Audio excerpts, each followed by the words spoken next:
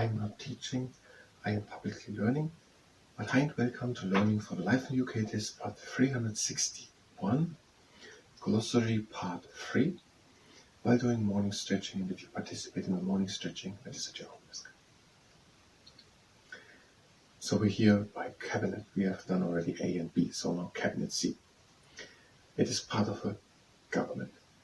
A group of senior ministers who are responsible for controlling government policy.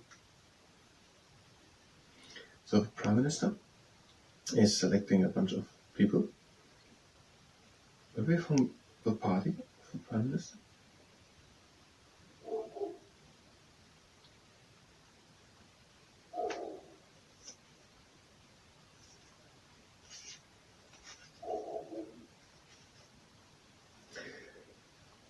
To become minister.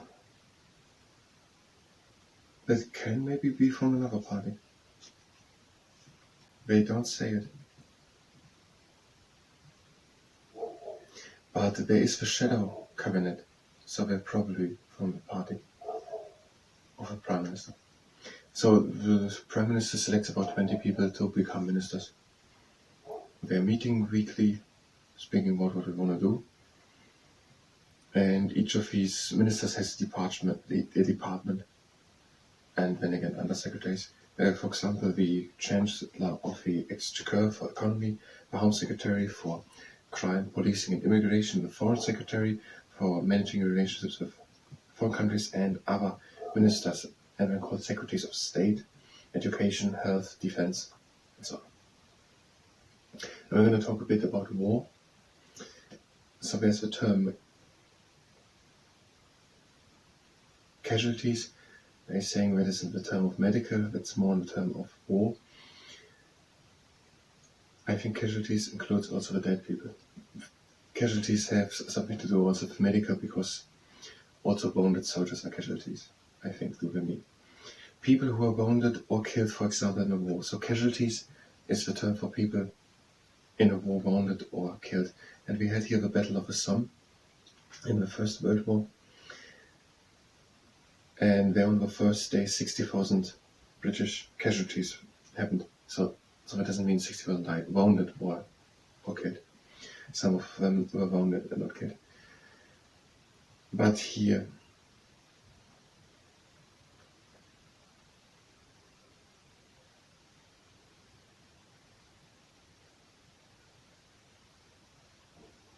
Britain had 2 million casualties. The way they are writing it here, it sounds a bit as if that are the dead people, not including the wounded people. But casualties means both.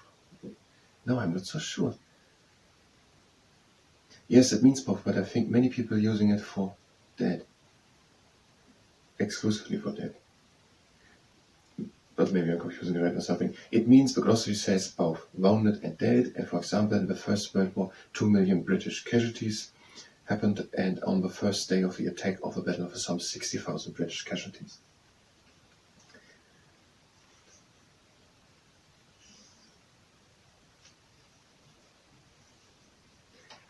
And when we're having a cathedral, the most important church in an area. A cathedral is a big church, the most important church in an area. And there we have, for example, the cathedral in Canterbury, the Canterbury Cathedral, the Salisbury Cathedral, the Durham Cathedral, and the Lincoln Cathedral, and also the St. Paul's Cathedral. And now York is a minister. A cathedral is a big, important church. A charter in the context of government, an official written statement which describes the rights and responsibilities of the state and its citizens. We have a charter. Do they have something to do with it?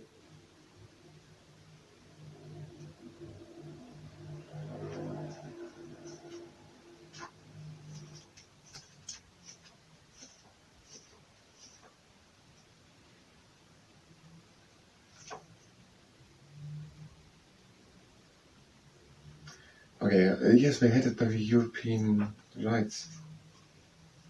Maybe they wanted it.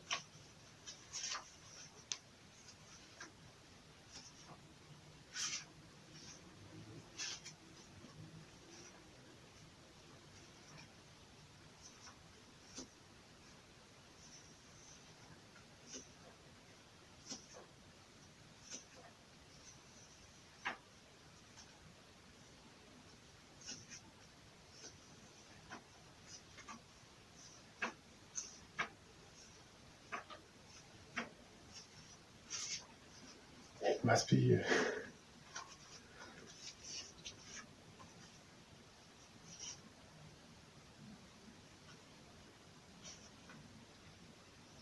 Name charter was not named.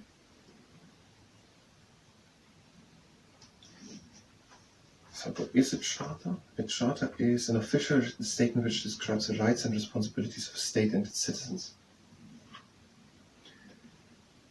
These are the European Convention on Human Rights, integrated in 1998. Okay, a charter is an official statement describing the responsibilities of state and citizens. A chieftain, the leader of a clan in Scotland or Ireland. So the chieftain is the leader of a clan in Scotland or Ireland.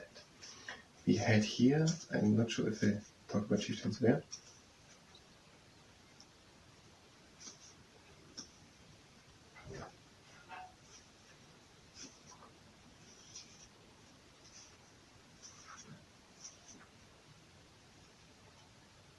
The clans lost a lot of their power after the, did we say what it was named?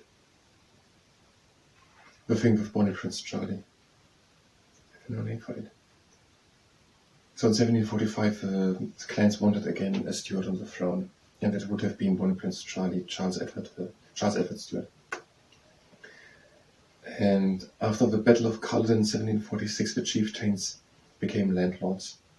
If it had the favour of an English king, and the clansmen became tenants and had to pay for the land which we used. And there was also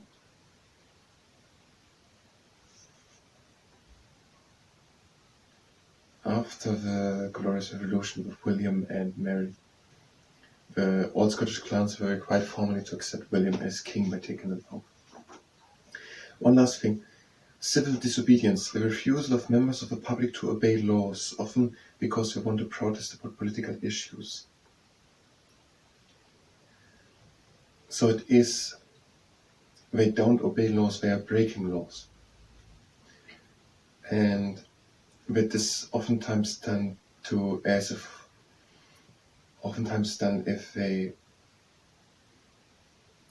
if some people want to protest about political issues and not want to do it in a peaceful manner.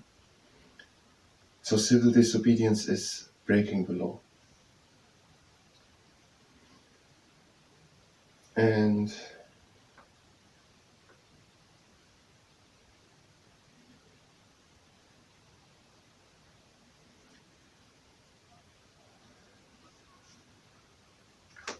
we will continue here in the next part. If you're just here for the glossary, then you can go directly to the next part. Otherwise, we're doing the morning stretching. If you participate in that is at your own risk. Living relaxed, standing wide apart, and we're breathing in and going down.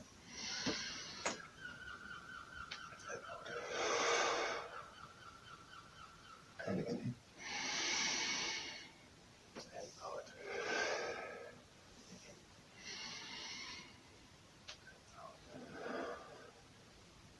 Again in. And out. And again in.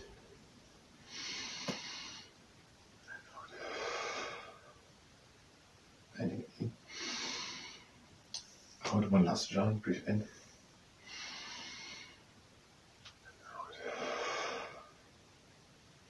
And again in. Out. Now breathe in. Cross the legs. And out. Next exercise. Legs are standing a bit more and shoulders wide apart. We're breathing in and lifting the arms up. And we're breathing out along to the side. Breathe in and out the rib cage. And again out. And again in. And out. And again in. And out back and out. Breathe again in. And out the other side. Breathe in and out the rib cage. And again out. Again in. And out again in the middle. And the arms down. Now no one sees the archaeopter. We are breathing in. And out, one hand slides down the leg, the other shoulder stays down. Now breathe in. And now we're taking one arm. And breathe in and open the ribcage. And again out. And again in. And out into the middle. Breathe again in. And out, one hand slides down the leg, and the other shoulder stays down. Breathe in. And out the arm over. Breathe in and open the cage. And out.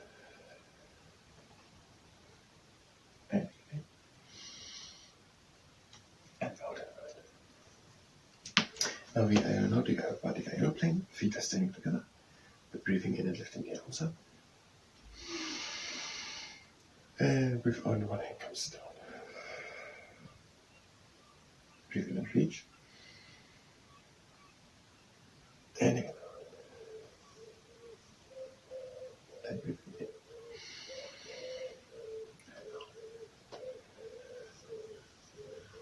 Breathe in and reach.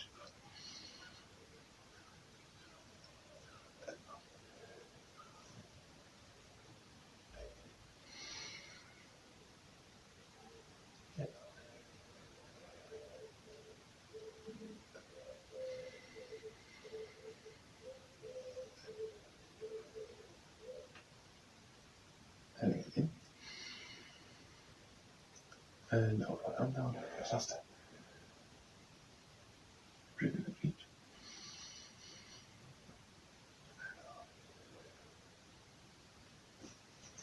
Now the legs standing wide apart. We are breathing in. And out and we're hanging down. And we're only helping to come deeper down. And breathe deep in through the nose to the chest. And by breathing out through the mouth. And again in. And out. And in. And out. Again in. And out over to one leg. Breathe in. And out. Again in. Out over to the other side. Breathe in. And again in. And out to the left. We're closing the knee. And breathing in. And out. And again in. And out. Again in. And out. And the last time in. And now we come around back up, making a little backwards shuffle. Now, our legs standing wide apart, we're breathing in. And out. Again in. Out. And again in. And out. Again in. And out. Now we're going to cross the legs. And out. That was a morning stretching. Thank you very much, and until next time.